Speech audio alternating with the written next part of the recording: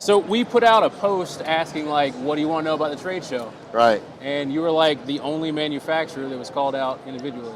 Really? Everybody wants to know about StillWell. Everybody wants to know about this guy. Everybody wants to know what you're doing. Cool. Well, let me start with what I'm smoking. I'm currently smoking the new Tricky Traka, the 448. 448 stands for the size, 4x48.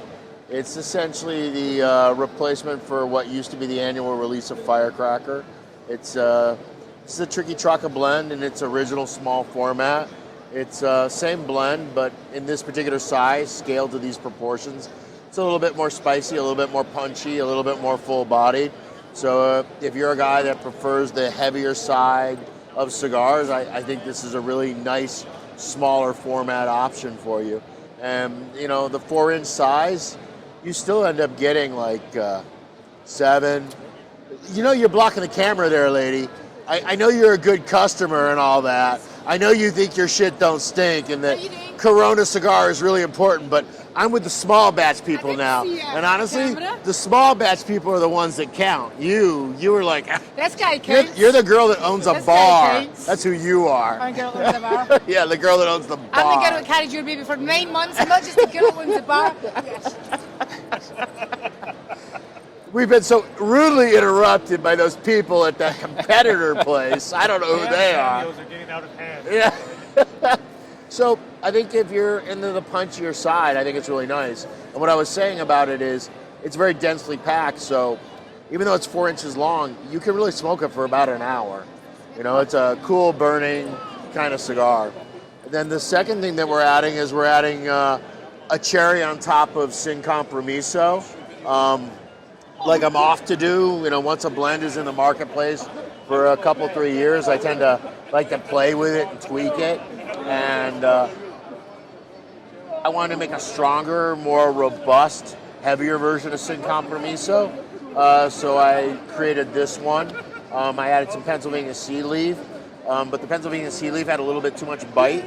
So I ended up deciding to do a full, firm prensado on this one. So it's a much more pressed cigar than the soft pressed of the other ones. And you got my number. I do have your number, sir. Would anybody else like to appear on camera? Yeah, would you like to advertise your product, Bill? This is Bill, the man that makes stinky ashtrays.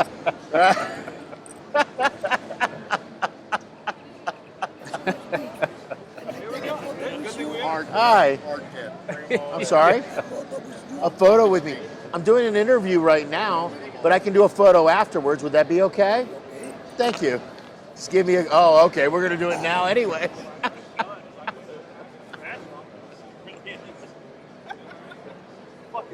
Thank you. 19 years since he got it. Yeah? I thought it was interesting, actually. Oh, no, it's not that. The camera got jarred, and it was focusing on Mikey.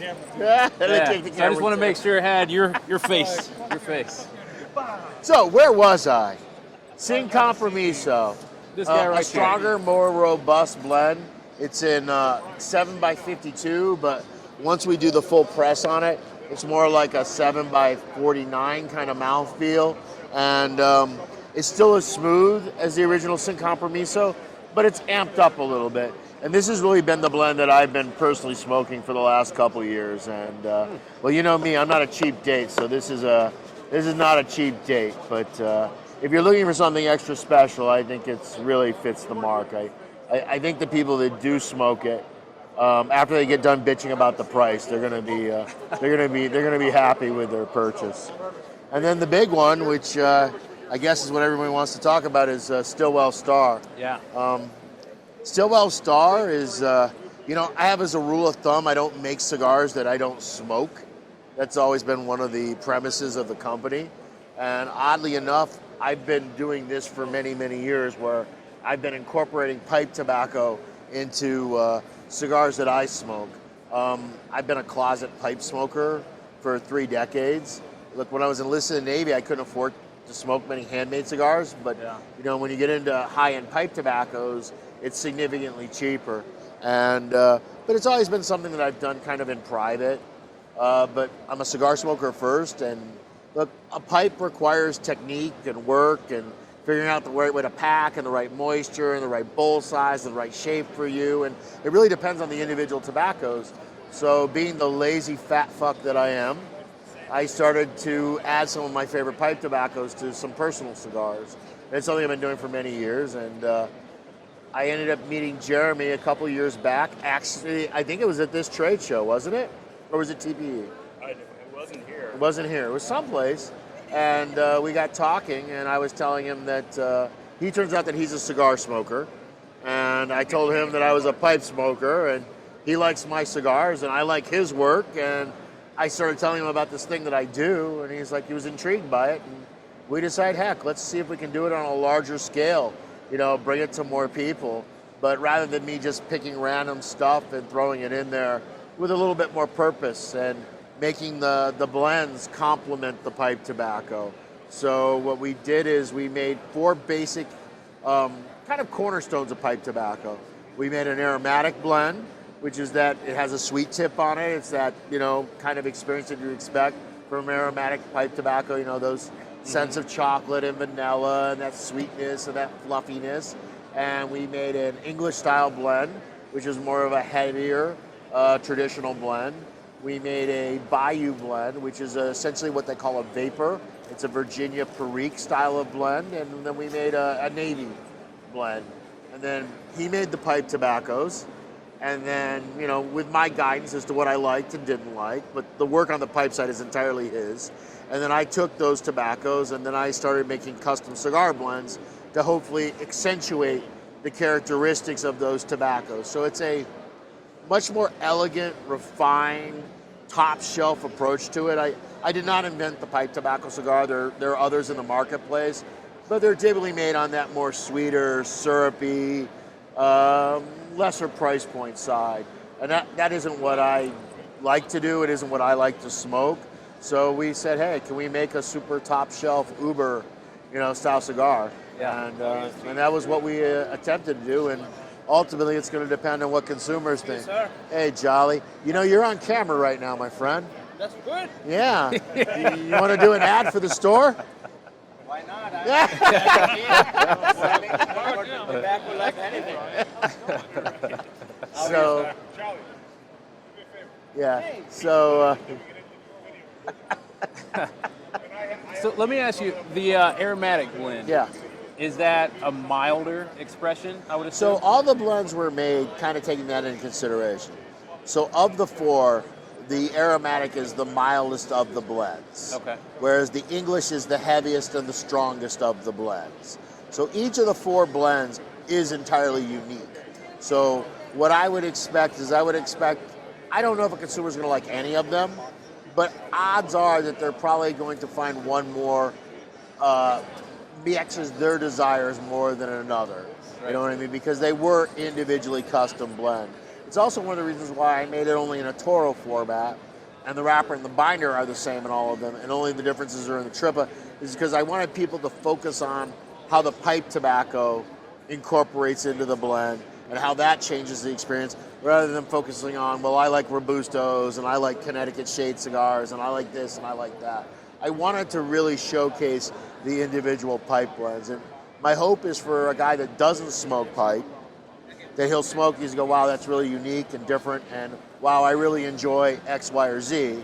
But at the same time, I'm also hoping for the guy that is a devoted pipe smoker, that when he smokes it, he'll go, wow, that really is a Virginia Perique blend. Oh, that really is an English blend. Oh, yeah, I recognize that as a Navy. So I also wanted the pipe tobaccos to translate through enough to also give that guy a different way to smoke what he currently enjoys.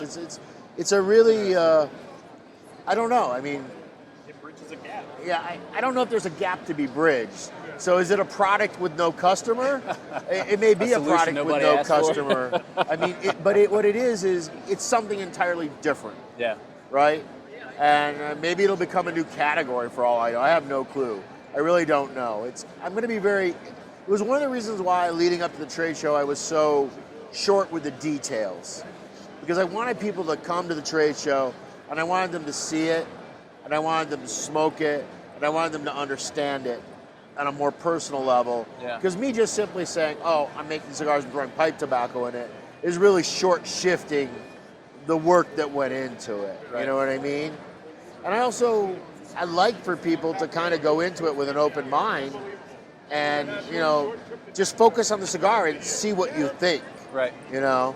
So we'll see how it goes. Yeah, I'm really curious. I was curious if you were going to play up like the Perique, or if you were going to try to contrast it. But it sounds like you're going to let it speak for itself, which Well, is look, pretty cool. all the boxes are clearly marked. All of them have descriptions that are actually mounted in the box so the consumer can look at it as he sees it on the shelf. I mean, there are other pipe tobacco cigars in the market because they don't tell you that they have pipe tobacco in it. Okay? Wow. But I didn't want to do that because also we're using the very top grade.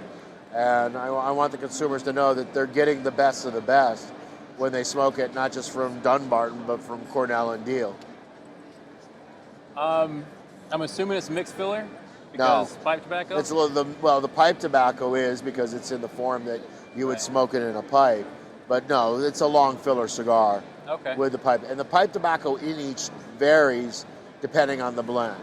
So it's not like, they all have X amount of pipe tobacco in them, 15% is pipe tobacco, 25% is pipe tobacco. It's not that way. Okay. Each of them was done distinctly for the purpose of making it balanced, making it elegant, making it refined, letting it be there, but not letting it being overpowering. I mean, it's a cigar first. It is a cigar. The question comes is, you as an individual smoker, do you find it appealing? I think if you're a pipe guy, I think you might find some appeal in it. I think if you're a cigar guy, you're going to find something unique that you probably never smoked before in a cigar, and you'll find it appealing. I think for the people that have tried to smoke pipe in the past, but look, pipe requires technique, it requires work. Yeah. It's hard to pack correctly, it's hard to get the right moisture, the bowl size matters, the drill hole size matters, a lot of little nudgy details that frustrate a lot of new pipe smokers. I mean, most people when you start with a pipe, and I was the same way, the pipe goes out on you like every 30 seconds. Yep. And then all you end up getting is this really severe tongue bite. And you like the flavor, but the experience is so frustrating that you can't do it.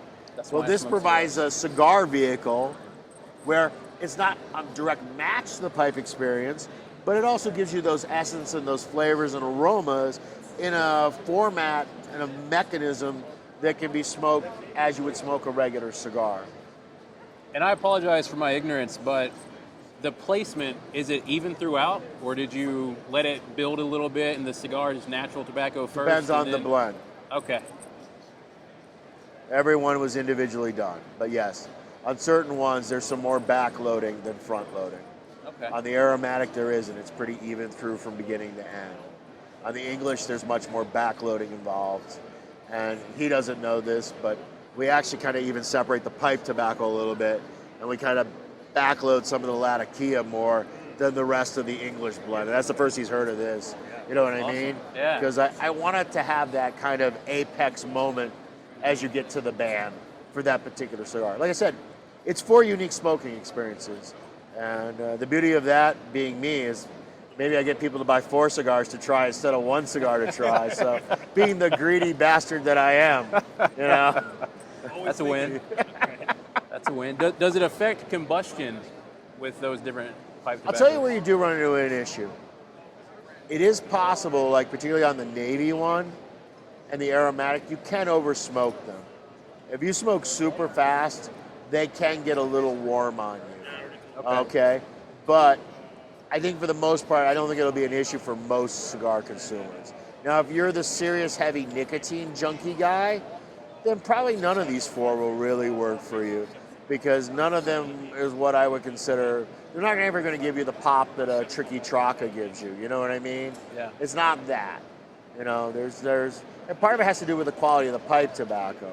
If there were other grades of pipe tobaccos that we would use, sometimes the lower quality stuff is actually the strongest stuff. You know what I mean? Wow. You think that's a fair statement, Jeremy? I think that's true. Yeah, and look, and I'm not big into making, I like to make full flavored cigars. I like to make rich cigars. I like to make robust cigars. But I don't like to make cigars that bite. Right. It's not in my wheelhouse. I smoke 8, 10 cigars every day. I finish this cigar, I light the next cigar. I don't like a cigar that kicks me in the face. That's me. So I don't tend to make really super bitey, harsh cigars. You know, it's just not my wheelhouse. I try to make cigars that have a lot of flavor, that are heavy, but depending, obviously Brulee doesn't fit in that category, right? That's mild to medium. But I don't like cigars that cause pain. Yeah. I don't like to feel that odd, sharp tingle at the back of my throat. But look, there's certain consumers that do. And there's plenty of companies in the marketplace that make those styles cigars. We just don't happen to be one of them. Until Krakatoa. We're doing as a Muestra release. That'll be a pepper style. That was the next cigar. one that was specifically called out to ask you about that. Well, Krakatoa was, so every year we release a new Muestra. And all the Muestras are always a challenge project. And I like to release them in the spring. But because of last year, the COVID year, I wasn't able to travel to Nicaragua after February for the entire year, and I didn't get to start going back to January. The Krakatoa blend is done, but my original intent was to release it this year. But now, because of when StillWell is going to be released and when the Tricky Traca and the Paladin, it's all too crowded. So I'm just going to go ahead and just delay Krakatoa to next spring. To give it some room to breathe. It'll also get me back on the spring schedule that I like. I like it to be, late winter, early spring. Every year the new Muestra launches. So I'm actually intentionally delaying the release on Krakatoa. Makes sense. Because we got something with you guys. Yeah, that was the next we're one. making an exclusive limited edition blend for you. Currently, I don't know if this is going to be the final blend brand name, but in the factory, we're calling it Barbara Amarillo, which is for the most venomous snake in Nicaragua. So I don't know if it's going to be venomous or not, but I don't know the name. That's the factory name. Right. Yeah, I used to always use codes, but the codes get too confusing after a while. So it's actually easier to give it some sort of like little internal name that everybody can go, oh yeah, I know what that is, instead of me going, DTT, SB-3AC, you know what I mean? Mm-hmm. So in the factory, it's currently called Barbara Amarillo, and we're in the final. I actually think the blend on that is finalized. Wow.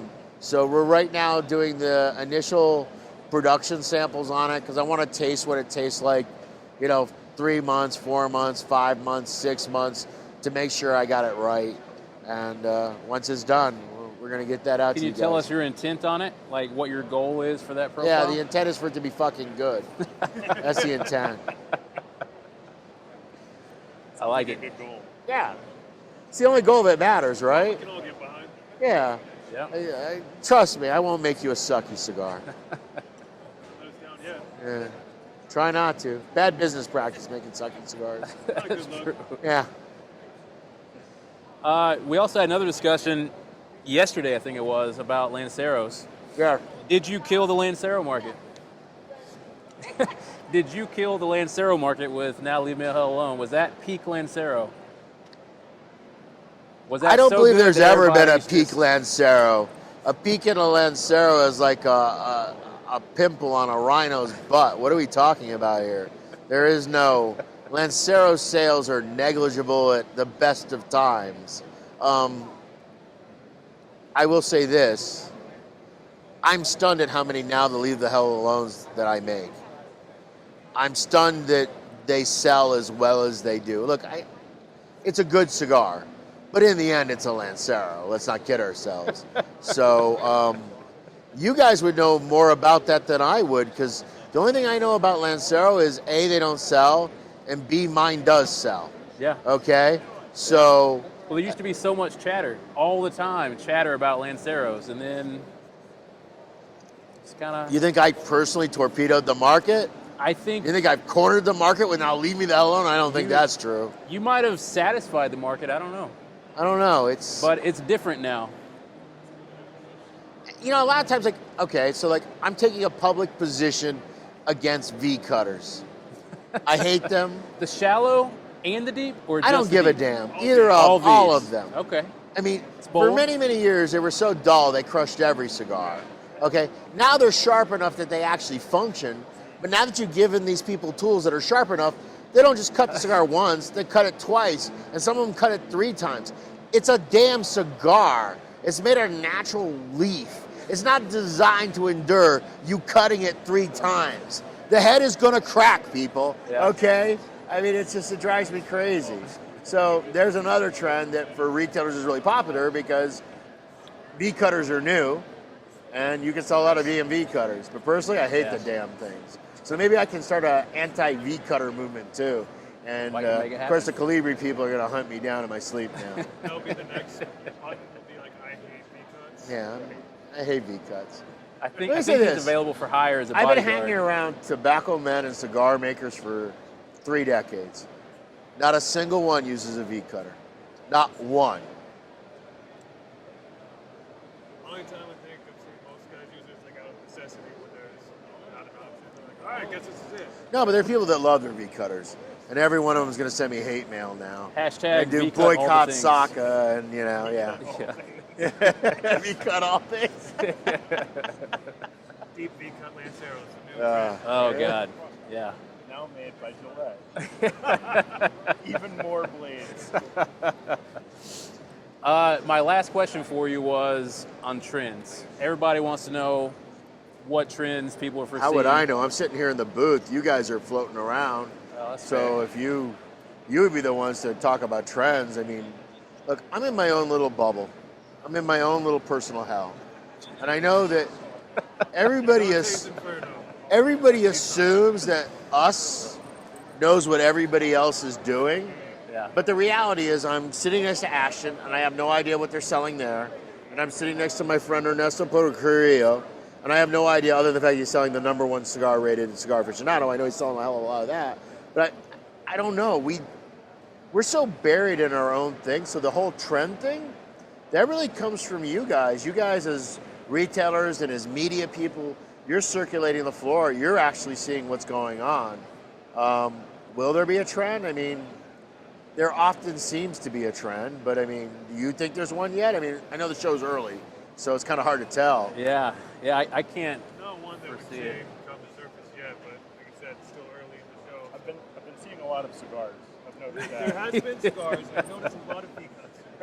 Yes, the All V-cut the thing is a V-cuts. trend. Bad trend. Don't do it. What about tobacco-wise? How we shifted from like broadleaf to Mexican San Andreas, and then there's all Yeah, these but you other always have to things. understand that the shift in tobaccos is entirely due to supply. Right. So when X ingredient is readily available, manufacturers make cigars based around that ingredient. So when you see those shifts, they typically are because of where the availability is. Or in the case of like with broadleaf, look, broadleaf until Liga Privada was considered an inferior tobacco for cigars. It was pretty much used on $3 and $4 cigars. It was Liga Privada that said, hey, you can actually put broadleaf on an ultra premium cigar. And that set off the whole broadleaf craze, because then once makers understood that, oh, we could actually make a broadleaf cigar with high quality broadleaf and sell it for $12, $15, $17, they bought into it. But historically, broadleaf cigars were $3, $4 cigars. So sometimes you get a product that sets a trend, and that's what causes the next thing to happen. But more times than not, what sets the trend is consumers. You know, it's somebody releases a 6x60 for the very first time. Everybody on our end is like, nobody's gonna smoke that shit.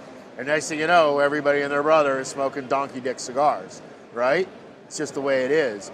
And look, we as manufacturers, as a general rule of thumb, there's very few companies that don't respond to the trends. But almost all the medium to larger size companies, they have no choice because they need the volume sales. So when something like that kicks off, it just kind of becomes that rolling stone down the hill, and it just keeps gathering momentum until eventually it hits the bottom. It's like, oh my God, what? Somebody's releasing a 70 by 90, right? Here at the trade show, I think. Wow. Yeah, you find that. Do that on your own time. But I mean, That's the one that you V-cut 8 times. yes. Right. Yeah. I don't think they even make a V. I don't even know how you cut. You need a machete. You actually have to hire a moil. Yes. And the guy goes, that's an impressive baby. Yeah. So, yeah, but I don't know what the trend will be. And the other thing too is, it was a rather odd year. I mean, there's a lot of manufacturers here that aren't releasing anything new because they're so backlogged with what they currently have that trying to squeeze some. I mean, look at me, I'm adding something new, but really not delivering it until November. I mean, ideally what you would do is you would introduce something new, and then a week after we leave the trade show, we would be shipping it to small batch, and you would be able to sell it to the consumer. So this conversation that we're having now does them no good because I'm talking about something that's in November, Right. You know what I mean? So, I mean, you want to look at any trend, that may be the trend that there isn't. I mean, there's a lot of little stuff like this. Tricky Traka added in a certain size to an existing line. You know, I'm seeing those little exclusive small things, but it doesn't look like there's a lot of major brand releases that I can tell. Yeah. Not that I've seen either. Yeah. And that's why you need to buy StillWell Star. I knew there was a lead up there. There we go. I'm a pro at this, man. Just hang out. Yeah, that's what we do. Yeah. Yeah. We're going to amp up your hype game big time. It's like I'm learning a lot today, right? Like how to hide that people don't give a shit when there's an interview going on. Ah. That's all the time. That's all the time. That's why I'm like, I wonder how many we'll have. What's up, big man? See? This is how it works. Hey, Ron, Yes, sir. your ass just appeared in a video for smallbatch.com. Really? I love it. Yeah, there you go. Give it a shake, man, right in front of the camera. Yeah, give him a Oh, this is show. a real interview. I'm sorry. Oh, no worries. No worries. How you doing? All right? Yeah, sorry? how about you? Go ahead. Keep it rolling. Right. Oh, that would be with the salespeople. You need to ask them. Really? Yeah, no, I wouldn't be though. He's a gentleman. For sure. Maybe we'll do like a guess how many times people dropped it. Have like a little counter up in the top corner of the screen. Who is? I don't have one with him. Who is it? I hope we got the lady that got Is the he with picture. media or is he with a retailer? That was gold. That was gold. Yeah, he doesn't have a meeting Take a with me. picture He has a later. meeting Oh, with somebody take it right here. We'll take it after the interview. Cool. I'll sit here. We'll take it down. See, there we go. We're handling my meeting schedule. Oh, You're going to edit this, right? nope. Not at all? It's too good. It's too good. Great show. Everyone does it all clean and how it's nice. Like, it's a fucking chaos show. It always is. That's why all of us drink during it. Editing takes work. I agree. And honestly, I think if I'm a consumer, I'd rather see what actually happens Yeah. than a canned whatever. Yeah. You know what I mean? I had an interesting conversation with a bunch of younger individuals. Let's call them millennials. And I was talking about how I don't like to do video. Let's call them V cutters. Okay, I'm not a video guy. And the reason I'm not a video guy is because I'm a fat man. And fat men do not look good on camera, and I know that. You're gorgeous, right? Me, it's terrible. So I don't like doing them. And then all the work that's involved in the editing and the putting it together. And the interesting comment they made to me was that they just like the video to be raw. They would rather see someone just holding their camera phone all jiggly and just doing whatever they're doing off the top of their head than actually that more polished kind of piece. Which means I'm the next generation of YouTube star because I got not polished down to a science. Yeah. You would become a titan now thanks to the Generation V cutters. Generation V. This is where we go. And I'm making a V cutter next year for $480,000 each. Limited edition. The mask is steel. 3 V cuts. You should make one that just doesn't open. People will still buy it. It just sits there. The perfect V cut, right? It doesn't work. Yeah, with the paperweight.